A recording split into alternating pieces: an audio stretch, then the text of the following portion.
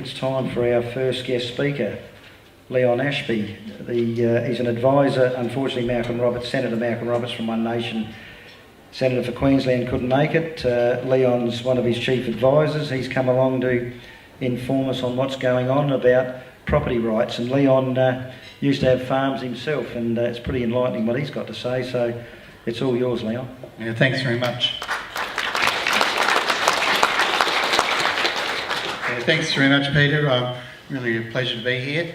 Now, we're probably used to people getting up for politicians who haven't had much background. Hopefully, my involvement with One Nation is going to be a bit different to the normal staffer in Canberra. Also, I'd just like to say to Bob and to others that Senator Roberts met with the landholders in North Queensland, and they asked me to do a little bit of research. We've been chatting with them over the phone, and we did a little bit of background work on a court case in South Australia where the land was challenged. It was wanted for defence purposes. It's a French family case, and that was wanted for defence purposes, and it was, part of it was two parts to the property, some for defence and some for giving to an Aboriginal land claim. And because it wasn't for Australian defence purposes, the part that was not for that was the court case was won by the landholder, so I was able to keep that land. So we see that as a precedent that maybe the landholders in North Queensland can use to argue their case that this is not for Australian defence purposes, it's for Singaporean defence purposes. So that's one argument we'll be putting to them, that they shouldn't proceed. Okay, my property rights experience, it's both in two states, South Australia and Queensland. I assist Senator Malcolm Roberts, who's on the left. I do things like, a bit of research, writing speeches. I advise on rural issues, things like property rights and other things. So we get together in the mornings and talk about, what's happening for the day, or we have weekly meetings and I have a fair bit of input there. I also chair the morning party meetings for One Nation, and I look at legislation. So I have a bit of an all-round job for the party. My main points are that secure property rights are the basis for our freedoms and being able to maintain our high standard of living. We need these property rights constantly, and we have to keep fighting for them. So if we have a deed, we think, it's all pretty straightforward. We have a lot of rights there, and it's intrinsic. But my understanding is that it's equal to whatever we get, a leasehold or a freehold lease or anything like that, a freehold, we get freehold title or leasehold or a grazing property. We have a bundle of rights, and a lot of those rights are not, explained, defined, but we soon find out when we've lost them what it was that we had. And so what happened to me was when I started looking at my issues of losing property rights, I started to realise that without them, we had no ownership, no income rights from the property, no incentive to improve our property, and we had no justice when our rights are removed. Those things happened to me. So the other point I want to make is that you only have the rights that others allow you to have. And if currently our laws, they continually remove or erode our rights. This just happens all the time. Because we're getting more and more laws, we don't even know which ones sort of override our rights sometimes till down the track. That's why we lose our ability to earn a living quite often. And we need to continually assert that we have the right to those secure property rights. And as more legislation and centralised bureaucracy sort of impinges on us, we have to either counter it with safeguard legislation or revert back to a simpler bunch of laws. Now, I think the simpler bunch of laws, that's what Senator Roberts and I think is the way to go. Now, this is our family in 1997, this is when we were in Queensland, and when we started doing water spreading, and that's when my story of finding out what property rights was about. Then in 2003 we were back in South Australia, and that's when I lost another lot of property rights. So I grew up at Congrong near Mount Gambier. Some of the things we did was produced vealers there and had some fat lambs. We also did our own shearing. We milked several hundred head of cows. My brother still milks about another 400 now. We had centre pivot irrigation. I had about 200 acres. In 1984 we lived in this house in Queensland. It was on a 12-acre property near Springsure, central Queensland. We bought store cattle like this. and if we were lucky, in a few months' time or 18 months' time, we'd sell them for that. We mustered wild cattle in scrub country. We used timber for our house extensions, milling our own timber off the property. We built a second set of stockyards, and in 1989 we sold that property, and I bought a 36,000 acre property, Barkura, 50 k's north of Aramac. So it had all the luxuries you could want. We homeschooled the kids, we renovated the house, and we refurbished the shearing shed. It was pretty run down. We had kangaroos living in the house when we turned up. Sometimes the yard looked like this, and then sometimes in droughts it looked like that. So you sort of see, it was a bit of an extreme. We went down to 4 inches of rainfall one year. Sometimes we had shearers, and sometimes we had friends help us peeling off the fibre. And when each shearing was done, we hoped we'd be able to get enough money to keep going the next year. So for about 7 years we were on the edge of being sold up. We experimented with African chooks, or ostriches, cashmere goats. We harvested kangaroos. I was reshooting for 18 months. And we had a few wild pigs as well off the property. We had a lake on the property, which was about 500 acres each year that would get water in it, and you can sort of see the area of 500 acres there of water, Lake Barkura, and when it really filled up it was about 4 times that size. In 1997 I put together a water spreading project in the district. It was about 20,000 acres, I think. We used stick rake timber to slow water flowing across the land, and we also had contour banks, and so we've got a dozer in with an angle blade to make a lot of contour banks. And we ended up making shallow ponds on thousands of acres. I had about 2,500 acres on my property, and others had a similar sort of area. And the results were that our grass production increased like 3-fold here in this area, and in other places the best one was the next one, where it went up to 17 times as much. So very barren sort of land, it wasn't growing anything. We could turn that around in 2 or 3 years. For doing these sorts of things, I was runner-up in a 1999 Land Care Research Award, and later on got a centenary medal for that and other things I did. In 2000,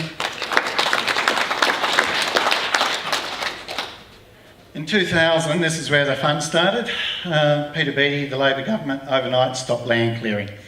And what did he say? He said, we needed the Green vote, that's why we had to do it. Of course, John Howard and the Coalition, they agreed. We need to get the Kyoto Protocol sorted out, so we've got to do it, guys. That's what they told us. So landholders lost the rights to do the following things over of concern ecosystems. Now, on my property, that was about a third of my property, and it was millions of hectares across Queensland that was under this sort of title of no concern.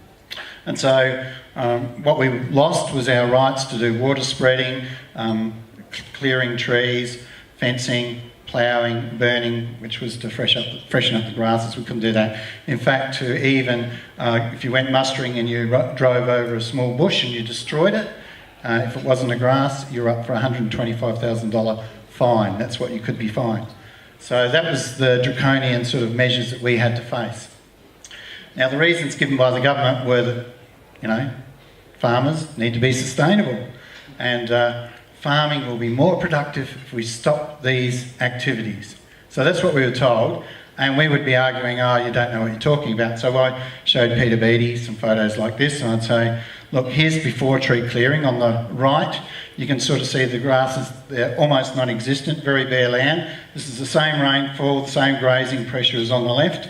But on the left is after tree clearing, and you get a beast to 10 acres, whereas on the other one you had a beast to 100 acres. It was pretty well useless. And so that was what we were trying to do to the land. We were doing it very successfully. And but they sort of said, well, since tree clearing puts more carbon dioxide in the air, well, we need to sign the Kyoto Protocol. We're just going to have to stop your tree clearing. So that was the basis of the whole argument. I argued with Peter Beattie for about 3 hours on that. Didn't get anywhere though. The bundle of rights we had when we bought the property had been reduced overnight. So we had the rights to plough, to burn, water spread. They just disappeared. And we lost them, and we just thought, well, what can we do about it, I thought, right, well, obviously in the Constitution there's something there. Surely we have rights. We at least should be able to get just terms. Well, this was done by the will of both the state and federal parliaments. and there was no just terms. We argued about it, well, I did with the departmental people in Brisbane for probably about 6 months, and there was no way of reversing it. Our Ag Force representatives had been brainwashed. I'll say that is probably the best description I can put it, that the Constitution was interpreted, they'd interpreted it, some lawyers had interpreted it differently, so that there was no way that Section 51 was going to allow us to have our just terms, because it was a state legislation that it was done under, not a federal one, and there was about 2 different shady sort of arguments that were given to us why we couldn't appeal, and we wouldn't be successful if we had a major court case over it. So basically we didn't proceed. And I'd sort of, I want you just to look at that bit there. That argument is where we can make a difference in the future. The fact that we have been diddled by these sorts of things, they are basically legal arguments, and we can get them reinterpreted if we get the politicians in Canberra and in state government who can understand what we're talking about, so we can wind back to what we had originally. And so just take note of that, because that's going to make, that's where we're going to go in the future, reversing that. For financial and family reasons, we sold our property. We didn't get what we wanted for it, because we'd lost some rights and people didn't want to pay a lot for it. But we bought a South Australian property near Beachport, which is near the Woke Wine Cutting, which is 28 metres deep. You can probably see it on the left. The water runs from a swamp through that and into Lake George, and we had frontage to Lake George, and the title said that we owned the land right up to the water's edge, which went backwards and forwards. So basically you had grazing rights or whatever you wanted over that. Now, the South Australian government decided they wanted that 70 acres around the lake's edge for nothing, because it had vegetation on it. If we go to the next slide, you can see that's where a grazier previously put a fence line, and because of that there'd been some natural revegetation happening there, and that was actually pretty good fodder feed for if you had a drought situation. And that's what I wanted to keep it for, but I also wanted to sell the property. So when we went to sell it, the department refused to transfer the title unless we gave away the land that the government wanted in return for the transfer to happen. So it was a bit of blackmail. So once again, a government had removed our property rights, and we could do very little or nothing. You could fight it, but eventually they were going to find a way to do it. And that's what they just had, the mentality that was going to happen. So when we lose our property rights, what do the rights get transferred to? Well, who do they get transferred to? And it's actually to bureaucrats. And they're departmental people that interpret the laws as they see fit. As you've heard the stories tonight, people are coming out and they're sort of going on our property and telling us what the laws are and how they interpret them. Now, some of that may hold water and some of it mightn't. And we're not very good, not very smart sometimes in arguing our case. So what I want to encourage people to do is to learn about what rights you actually have, and to learn what arguments you can put against them, and stand your ground and be able to argue against it, and also get people in Parliament who can argue for you so that they know it, and we can go to the media and eventually turn around people's attitudes in Australia. That's where I think we've got to go. Okay, and if we contest their view, it costs us a lot to go to court. In some cases I know people it's cost them $500,000, and they've lost probably 10 years off their life with the worry of fighting some of these court cases, and sometimes they've won, sometimes they've lost. Now I ask, is that much different to communism? It's not in my view. It's very much like that. But we also have some Trojan ideas I consider, this is what Malcolm Roberts and I consider are some other issues that relate to property rights. Now, a Trojan issue I would call it's an idea or policy that looks good, and we think, yep, that's all right, but ultimately it undermines us. And we all know the story of the Trojan horse, how that undermined the city that took it in.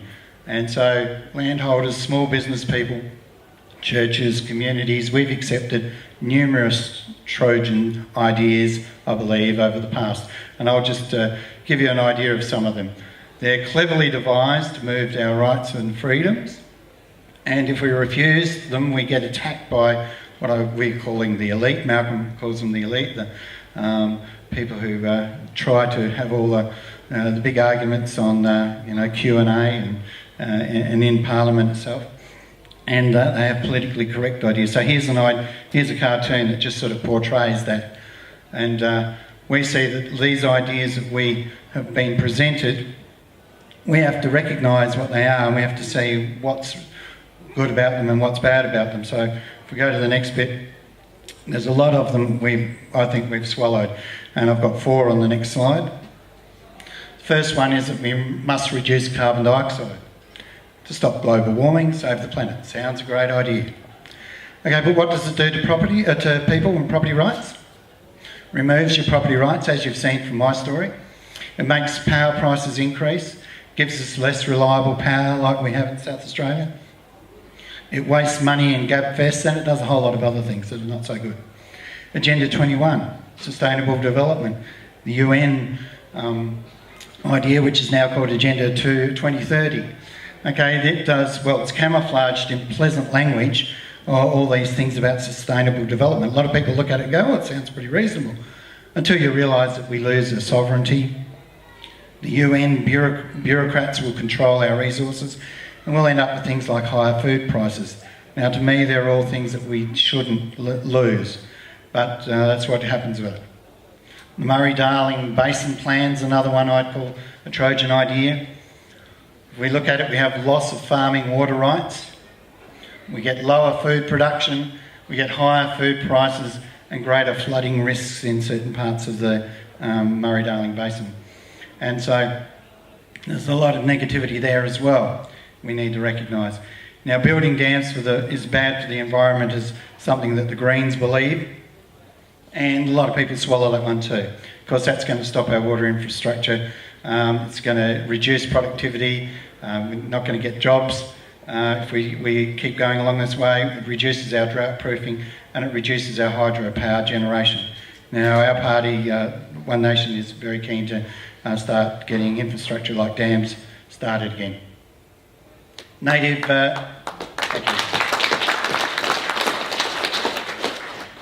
Now, these are our Trojan ideas that impact us, or farmers. I call us farmers. I still consider myself a farmer, even though I'm not on the land at the moment. I'm looking for a bit of land, but we'll get there again. Native vegetation must be conserved is sort of one of these ideas. It affects us, and what do we have? Visibility on roads is reduced, we get greater fire hazards, we get more deaths from wildfires in our community because of those fire hazards. All very negative things. We've just got to be able to get out there and say we need to change those ideas.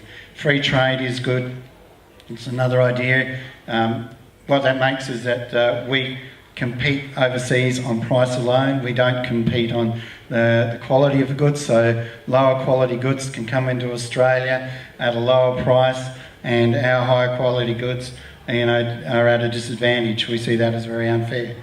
We also see that market deregulation, it's proposed as a great thing, things like the dairy deregulation I went through. Currently this screws farm prices down or under the cost of production, and it allows supermarkets to control farm prices. Farmers get run into the ground with their lifestyles, working all the time, constantly, just to try and make ends meet, and we can't afford to pay for extra workers. There's some of the consequences of it. I see they're bad. We need to introduce things like fair trade, where imports have to be equal to Australian quality of products, and return to some form of orderly marketing now. We know that there's going to be constitutional matters about free trade between states, and we know there's also going to be a lot of other issues when we're trying to, make things go forward in those ideas. And that the world's sort of about things like companies going overseas, using cheaper labour, and overseas tax havens, and exporting goods back to their original country. We know that those things happen, but we think there's a way around this, because surely we're a pretty smart country. We've done things. If you look at the next slide, we've done a lot of things. We've been very creative in solving problems, and I've just listed a couple there: stump jump plough, and wireless Wi-Fi, things like that. We're a can-do nation. Why can't we start thinking our way out of some of these problems?